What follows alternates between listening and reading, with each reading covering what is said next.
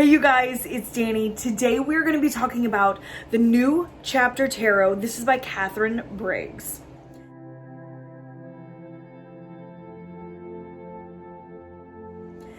So again, Liminal 11 sent me over this deck to check out.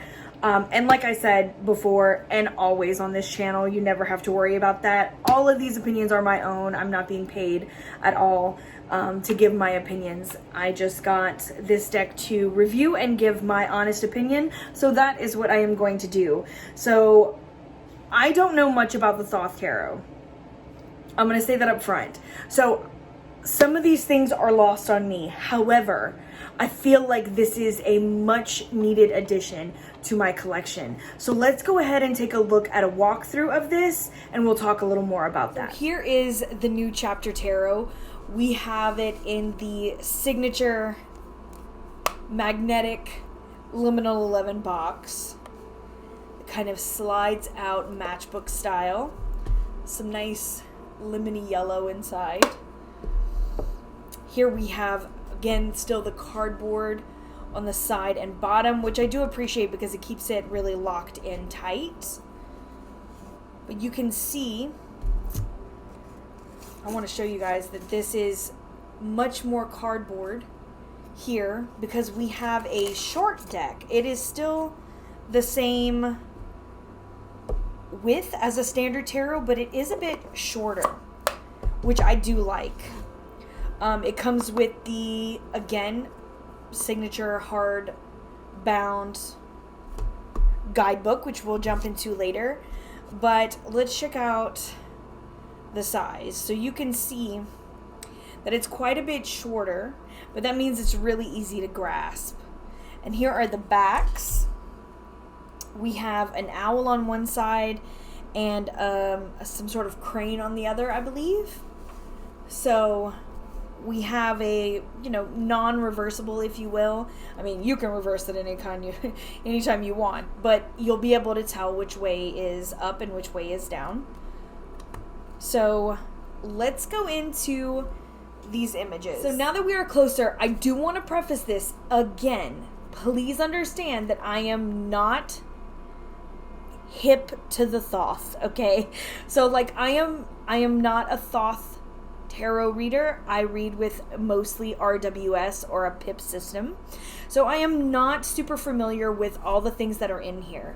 Catherine goes through in the guidebook. She has an introduction that kind of explains that she took a lot of things from Thoth, she took some things from RWS, and then kind of created her own sort of entity here. There's a lot to this deck. If I have to say one thing, just before we begin, I really wish that there was a more extensive guidebook that really talks about what we're seeing. Because that's one thing, and we'll read, of course, at the end, as always. I'll do a major and a minor arcana. We'll read through the guidebook. But if there's one thing I would say, like, I feel like in some cases I am left in the dark as to what's going on. So I kind of wish that there was more meat and potatoes in the guidebook. I know that there is limited space. You know what I mean? I know there's limited space. And that's on me for learning this system if I want to know more. But at the same time, from an artistic standpoint, there are some things where I'm like, I wish this was explained to me so I understand what I'm seeing as like of this art. Right? So that's kind of where I'm going to start. But let's just walk through and we will talk about the New Chapter Tarot. So here we have the Fool, the Magician, the High Priestess. We have an Empress. We have an older Empress, which I do like. I really enjoy all the geometry in this deck. I really dig it. Of course, we have our older Emperor. I love this Emperor because he looks approachable. Like, can we just talk about that? Like, he looks like you can go up to him and talk to him. Still stern, still doing his job, but he just feels like accessible, if that makes sense. I don't know. It's his face. Teacher. Lovers. I love this Lovers. which I really do. I like the, the different hands, the different colors. I like that. Chariot. Ooh. We do have Justice at 8. The Hermit. The Wheel of Fortune. Strength. Again, we have signs here. I'm not sure of all of those. We have symbols here, which looks like Pluto and Neptune and maybe Uranus up here. Maybe I'm mixing it up. Maybe I'm right. I don't remember. The Hanged Man. Death. I do love this Death card. Temperance. Okay, so I will say that Temperance kind of took me out the first time I saw it. I think it's because of like the whole overall look. We have this kind of ethereal figure. We have these like cups coming off. We have the angel wings on the head. And then I just feel like it took like Tom from accounting and put him in an angel outfit. I know that sounds weird, but when I see him, I'm like, this is like an easily recognizable dude, right? Like, oh, this is like the guy that sits in the cubicle not far from you. I don't know why this struck me that way, but it totally did. I was talking to Dustin about this deck with Modern Metaphysicae. He did a really excellent walkthrough of this as well. And he was like, oh, I didn't even notice. It didn't even bother me. I was like, that's so funny because it's one of the first things that stuck out to me. So that just kind of goes to show, again, as always, we all have different tastes. Different things hit us in different ways. This was like one of those, like, it jolted me because I was like, oh my god, this just looks like a regular dude in like an angel costume. So anyway, we have the Devil. Another really beautiful dynamic. The Tower. Okay, so we all know that the Tower is like my thing. Okay, I can't make out this tower. I feel like I'm missing something. This white space is really throwing me off. Okay, so, and I've looked at it and I've talked to a few other people. They've like, oh, maybe the white hot center, maybe this is where it's like kind of merging the two worlds together, kind of erasing what was there. And that could very well be, because it does kind of look like the structure of the building kind of continues and erases. But at the same time, like, my eyes want to find what this is, and it just, because like at first I was like, oh, is it someone falling? Is that their hand? Like, am I trying to see this? But I think my eyes just don't want to focus on this. So I'm really having trouble with this tower in particular, because this blank space bothers me because my eyes want to find something. So again, that's just one of those things where, like, I feel like if the guidebook explained a little more exactly what we're looking at, I think it would be better, but I feel a little lost. Okay, moving on. We have the Star, the Moon, the Sun, Judgment, the Universe, and then we have our 2 bonus cards, which are Gratitude. Oh, and I love this. Invocation. I love this card so much. Okay, on to the swords. We have the 2 of Swords. With this, I definitely see some RWS. We're on a crossroads, right? 3 of Swords. 4, 5,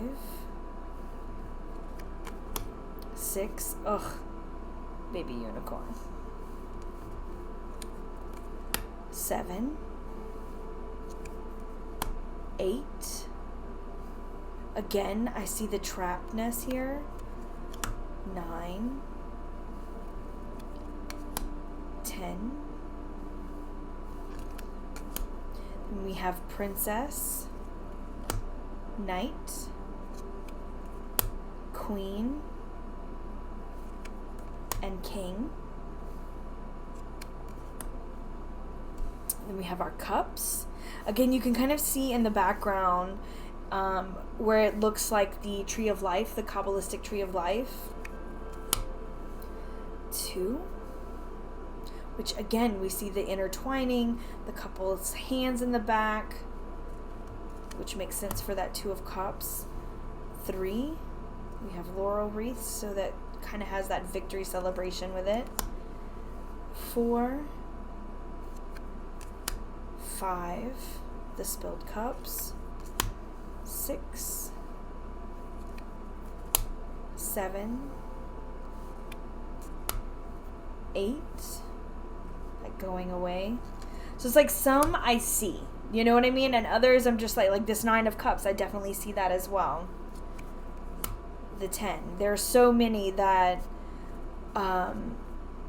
really feel familiar to me, and others that I am just kind of like, IDK, you guys.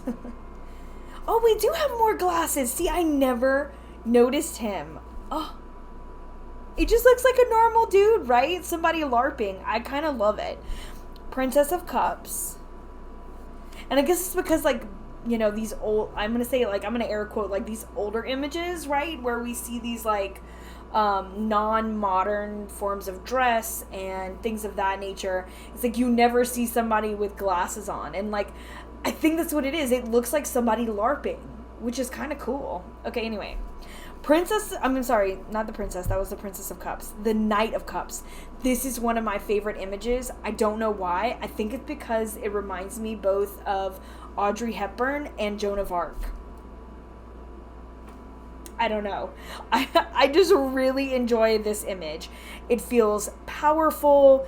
It feels, I don't know, like strong. I really love this Knight of Cups. I think probably my favorite card in the whole deck. Anyway, Queen of Cups here. Love the moon up there. King of Cups. Again, we have some zodiac symbols. Into the Wands. We have some more here. 2 of Wands. 3. 4. Again, with our 4 corners. 5, 6, 7, 8, 9, 10.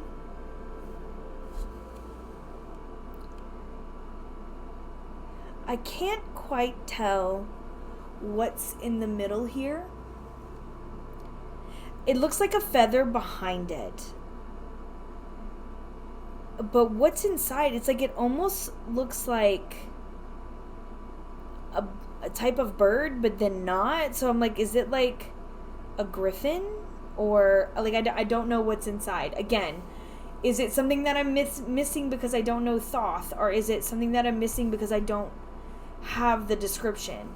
So that's another thing where I'm like, I can't quite tell what's inside. So, you know what? Let's see. Let's see what it says here, because I've looked at a few and none of them really said anything about what was going on.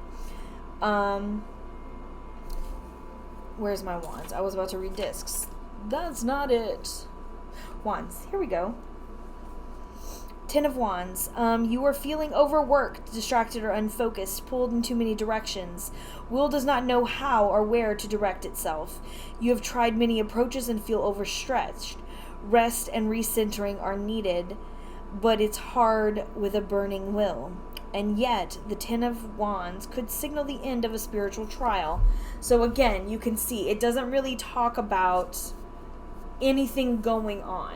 So I feel like I'm missing out on what's happening because I can't tell what it is sometimes. So anyway, we have our Princess of Wands. We have this burning tapestry in the background. Our Knight of Wands. Queen of Wands, beautiful queen. Love these colors. King of Wands, very powerful. Then we have discs. So we have 2, 3, 4, 5, 6, our little cat. 7, which I dig because you can see, dig, it's a plow. Anyway, I really like that because you can see like almost like you've planted these and now they're growing. You can like see your crop there. And we have like what looks to be like the Big Dipper in the background, or the Little Dipper. 8 of discs. 9. 10, another lovely 10. Then we have our Princess of Discs. Our Knight. I love the wheat and that it's off the horse. That's a big thing for me. I love a Knight of coins, or a Knight of discs, pentacles, whatever you want to call it. I love when they are off the horse. I don't know why. It's like a thing for me. I really love that. Or like I want to see a complete stop. We have our Queen of Discs. Love her. And our King. So as you can see, you can see the similarities. You can see where she's coming from in some of these, and they're easily recognizable as like, oh, I see that in the 8 of Swords, you know? Especially the Wands. Like, I see that 8 of Wands. I see that movement that I'm used to. But again, I'm talking from someone who is used to an RWS system. While I can see and appreciate the fact that it's got these Thoth references, my mouth does not want to make the sound. But like I'm personally struggle seeing them, and I've even tried looking up some Thoth references and kind of seeing what they have, but I still feel like I am missing what's in the art because I don't have an explanation. And I know that so many decks do this, so many of them. So it's the choice of the artist, it's the choice of space. I know that sometimes the space doesn't allow for everything. You know what I mean? Oh, I'm on the struggle bus. Trying to sorry. Trying to shuffle this. I'm like in mid-thought and then trying to shuffle for you guys. So this one is a bit thicker. I think because it is shorter, there's a smaller space to bend. Oh God. Listen, I'm terrible right now. Hold on. Real life. This is real life. I'm not going to cut this out. So because it is the same thickness but a little bit smaller, it's a little bit more difficult to shuffle. I feel like the more I use it, the better it's going to be. Because like sometimes I can get it really good. And then other times I just look like, you know, a monkey trying to figure out how to do this. Look at this. Look at this. Look at this. My hands don't want to work today. Anyway, because it is so thick, sometimes I do like to break it up. And just to let you guys know, like I have been using this. See how good it is? It's like you almost have to break it up into one piece because it being thinner, it's like a less, what is that, center of balance, right? So it's like harder to get the whole thing. But if you do it like halves, it works. And it shuffles really, really well when you do that. But sometimes, like, y'all, I just can't get my hands to work. So that's also a thing. All of us tarot readers understand the struggle of our hands not working when we're trying to do something.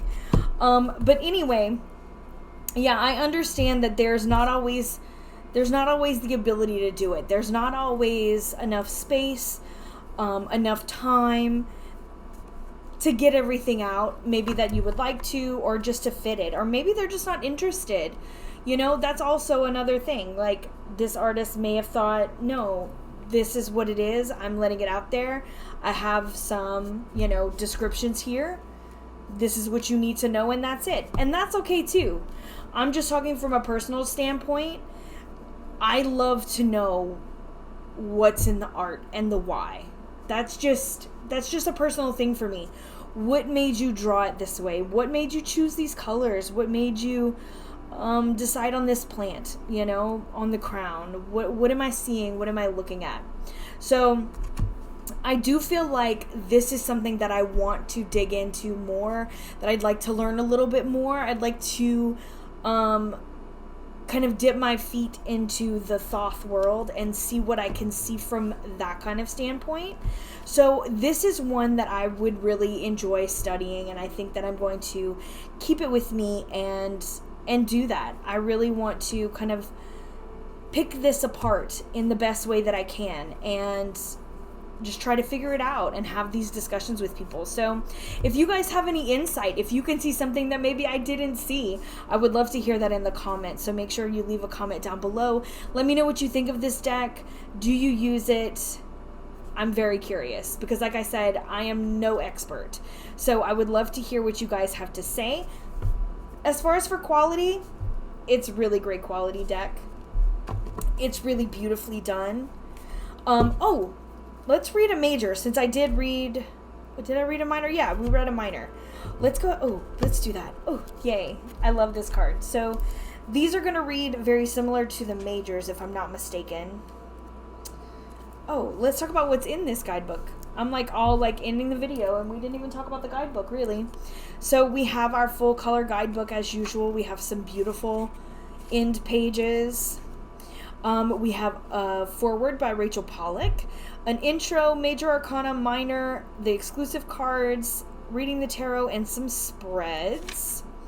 So we have our foreword, intro, and here are our majors. So we have like a little reading kind of idea. Let's do this just so we know. So we already read a minor, so we know what that's like. Let me see if I can find this. Oh, look, right here. Here's the Magician. We'll do the Magician and then we'll read the Invocation. So the Magician says, the Magician takes many forms. Mercury the Magnus, Thoth as god of magic, the alchemist who has wrought gold from the philosopher's stone, Loki as shapeshifter, Raven as the maker of things. The Magician is manifestation, as above, so below. It is the power to accomplish the seemingly impossible. The Magician challenges you to stand in your power and wield it with confidence. You have the ability to manifest dreams into reality. The reversed is untapped potential. Your energy has not yet found the right channel, and you may be unsure how to manifest your goals or dreams. Feeling stifled or unfulfilled in your work. Or maybe you are using your talents or position to achieve something that benefits you at the expense of others or the greater good. And again, there are bug's legs on this side.